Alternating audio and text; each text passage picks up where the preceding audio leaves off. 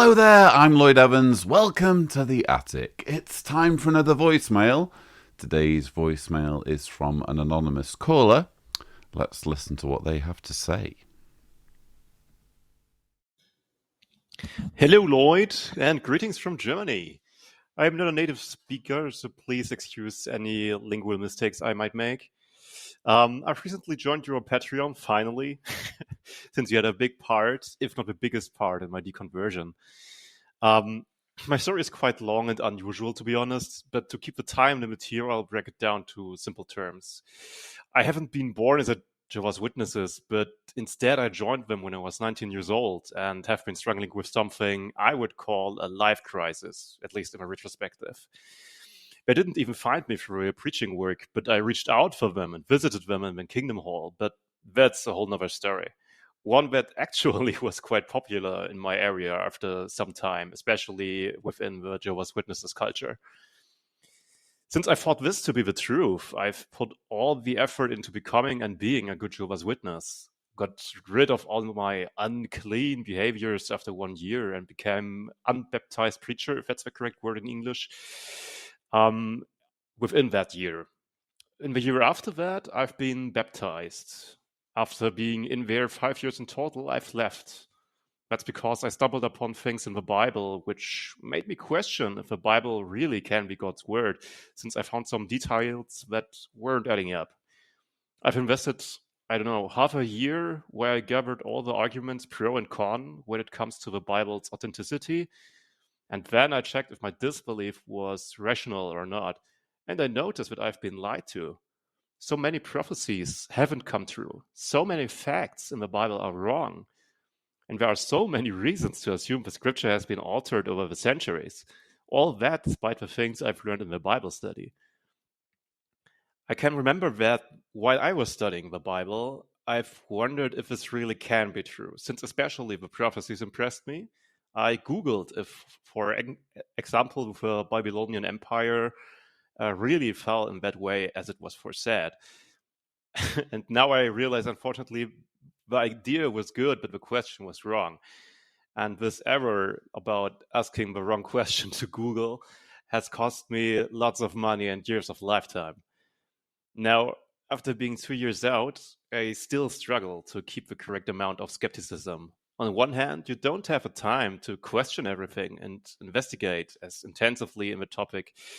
But on the other hand, it would be wrong to be too skeptic and don't believe anything until one by myself has taken this investigation, I would say. And of course, I don't want to believe anything I just heard as if it would be true, obviously. So my question would be, how do you handle this? Especially when it comes to politics or other topics where the amount of information appears endlessly. I only see two options. One being to investigate everything that personally matters to you while only acknowledging heard or read information until I investigate it. And the other option would be to simply not care. Am I missing something? Anyway, thank you for creating such good content, especially the Bible prophecies video you made has really helped me. Thank you so much for your work and have a great day.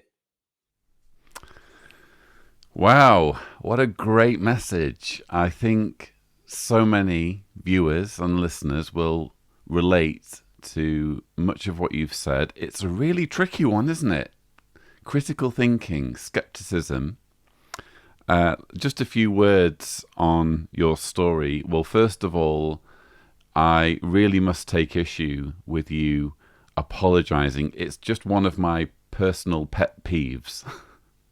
When someone who isn't a native English speaker leaves a voicemail and they're apologizing profusely for not having, in their view, perfect English, and then they proceed to leave a voicemail in perfect English. So please do not apologize for not having English as your native tongue. I mean, your English is excellent. Take it from a native English speaker. You talk about having been in the organization for 5 years after joining at the age of 19, which, yes, I can imagine your local Jehovah's Witnesses or the local congregation was very pleased with that. Because that just never happens, where someone just turns up at the Kingdom Hall and is like, yes, please, I want a Bible study. Especially at such a young age. I can imagine how that would have been quite sensational in your local Jehovah's Witness community. You would have been the talk of the town, if not the circuit, and legend of your conversion would have spread very quickly.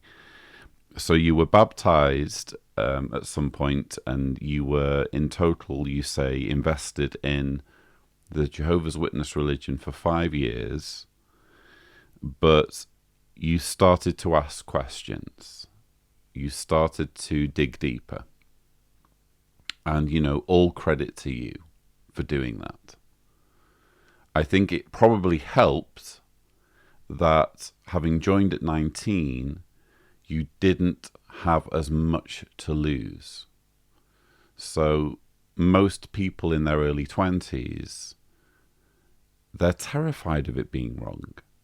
I mean, you were already probably afraid that you had made a mistake having joined at 19, but imagine if you joined as a result of your family raising you as a Jehovah's Witness, knowing that you were going to lose all of them if you left the faith, if you started to deconvert.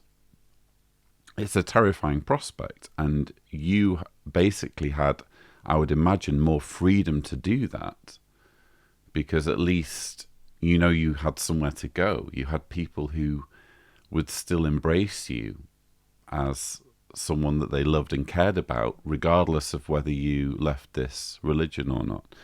But let's get back to this kind of basic topic and basic question of skepticism, which I think is an excellent question.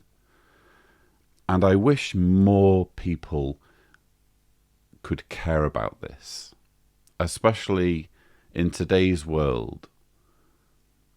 I feel like critical thinking should be, and I know in some countries it already is, but critical thinking, it should be taught at a very early level in schools. It's such a crucial ability that clearly people are lacking in. And that's this ability to sift through information and say, this is true, and this is not just false, but it's actually quite insidious. It's quite manipulative. I think we all, ultimately, no matter what side of the political spectrum or religious, spiritual spectrum we fall on, all of us, I think, or I hope, want to believe as much truth as possible and disbelieve as many lies as possible. In other words, we're interested in believing truth, and we're interested in not wasting our time with lies. I like to think. I know there are some people who are pathological liars, and for them, whether something is true or not is just a game, basically. But I like to think most people watching this video care about consuming truth rather than lies, and entertaining, I should say, truth rather than lies. And it's difficult. It's difficult because, without going into the whole cognitive dissonance thing, which I've talked about already copiously, we all have this inbuilt cognitive dissonance that's tied to our sense of self, that makes us want to hold on to what we believe. And that makes it very, very difficult for people to persuade us with a polar opposite viewpoint to the one we hold. Another challenge, in addition to cognitive dissonance, which, by the way, is normal and healthy and something that all of us have, another challenge is confirmation bias. So we have this worldview, we have this ideology, this mentality that's intrinsic to our being. and then we see something on social media that supports what we already think or how we already feel, and whether it's actually true or credible or not is almost irrelevant. It's the fact that they're basically repeating our views to us. I can't tell you how many people have left me messages over the years, either about religion or the Bible or Christianity or about politics, and they've been upset with me for saying something, and they've said, unsubscribing. You said this about politics, or you said this about the Bible, or you said this about Jehovah's Witnesses. How dare you? I don't want to listen to that anymore. And what that individual is doing is creating an echo chamber for themselves, where the only views they will entertain are ones that they already agree with. What I actually sometimes say to these people when they leave these comments is, look, if you want to just hear your own opinions, just talk into a mirror. I think that critical thinking and skepticism comes at a cost if we're really serious about having it. If we're really serious about being skeptical and critical thinkers, we need to be able to listen to an opposing viewpoint and entertain it in our minds. So, as an example, I am, politically speaking, generally speaking, liberal. I have generally liberal views. I feel that when it comes to policy making and legislation, we need to be progressive. We need to be moving society forward. That's what progressivism means to me. It's progressing, it's moving forward. And on the other hand, I believe that conservatism, or being conservative, means either holding on to what we have now or basically holding on to the past. It's a little bit like having this really old building on the street. And it's like, do we want to knock down this really old building, or do we want to build something new? Now, in some cases, obviously, we should preserve beautiful old parts of the past. We need to hold on to history, but I'm talking about the general idea of letting go of the past versus embracing the new. And sometimes we need to get rid of, like rip up what our forebears did, what past generations did, and try something different. And that's how, in my view, humanity moves forward. Having said that, it's obvious to anyone kind of who objectively looks at the left or liberals or the progressive political spectrum that you can go to extremes. It's just obvious. You can go to extremes with the right of the political spectrum, and you can go to extremes with the left. So there's a balance involved. Now, I accept that and I embrace that, and that helps me to receive information that sometimes might conflict with the way I see things politically. So I accept that I might be wrong. And that's what I think it all boils down to. When it comes to skepticism and when it comes to critical thinking, to what extent do you accept that you not just might be wrong, but you are inevitably wrong on a lot of things? Because just think of the most brilliant scientific minds that we have on our planet. Let's think about quantum physicists who are really pushing the envelope with our knowledge of what the universe is actually made of. They will tell you that they are just scratching the surface with what we know about the universe. In other words, they are wrong about more things than they are right about. Those are the brightest minds on our planet. So that means that we are inevitably wrong about a great many things. So ultimately, I feel it all comes down to humility.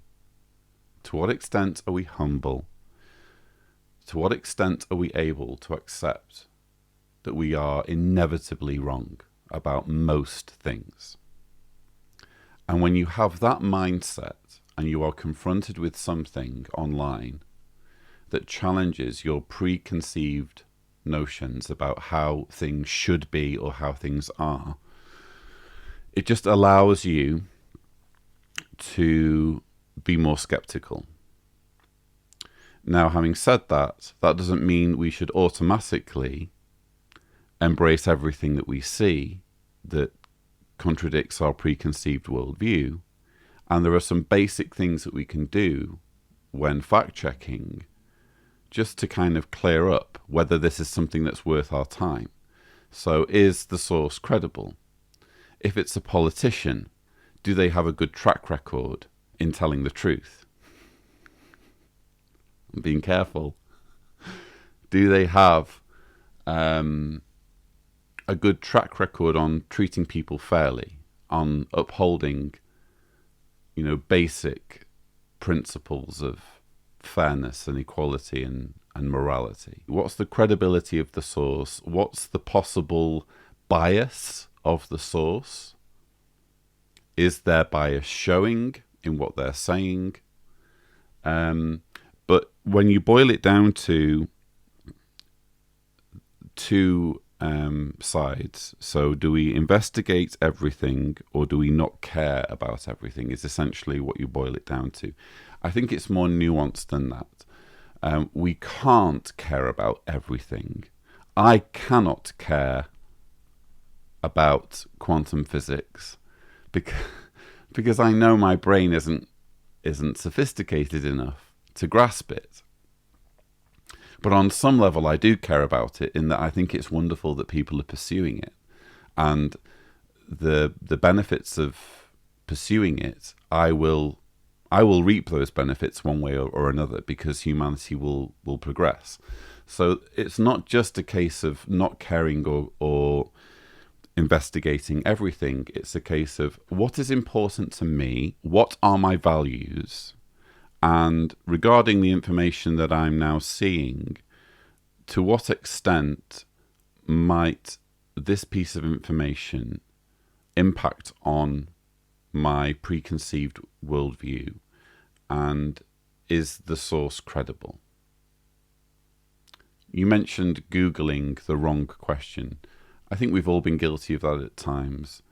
You can basically find information on Google to support any idea that you have, because the internet is just this brain dump of everything from conspiracy theorists to scholars and people who've really studied a particular subject. Just because it's on the internet doesn't make it true is, I think, a foundational element to skepticism.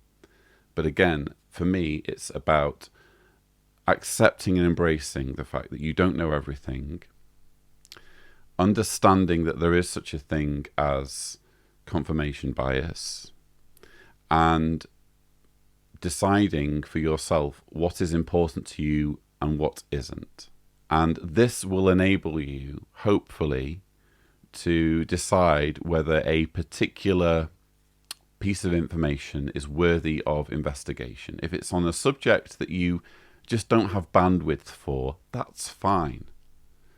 But if it's on a subject that affects you personally, and you will know if it affects you personally, if it's about something that you care passionately about, and if it's delivering information that completely blows apart your preconceived notions of how things are or should be, that's when I think you start to care, you start to apply skepticism, and you fact check.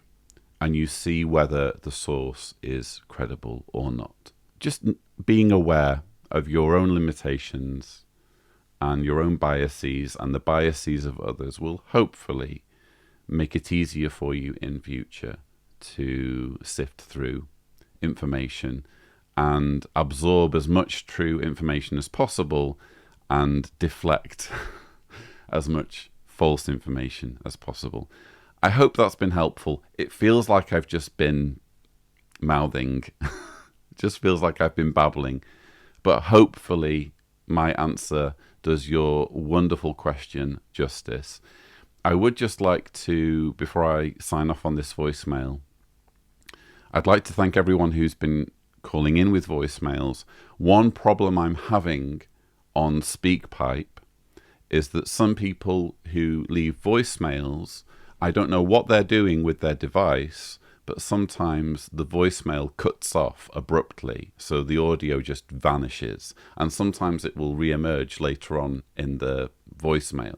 So I don't know whether someone's perhaps unknowingly muted their device or they're not holding their device properly. So if you're wondering, why hasn't Lloyd tackled my question? Well, obviously I can't tackle each and every question or each and every voicemail, but one possible reason might be that your voicemail didn't come through properly. So the first few seconds were audible and then it just went mute. So please, if you do want to leave a voicemail, go to speakpipe.com/Cedars, remembering to indicate clearly if you don't want me to broadcast your message on this channel. But if you do that, please also be careful to hold your device in such a way that you don't interrupt your own message. And I have no objection to you leaving a couple of attempts just to make sure that the message goes through. Anyway, I hope you have enjoyed this message. Thanks again to the caller. But that's all I have time for. Thank you so much for watching.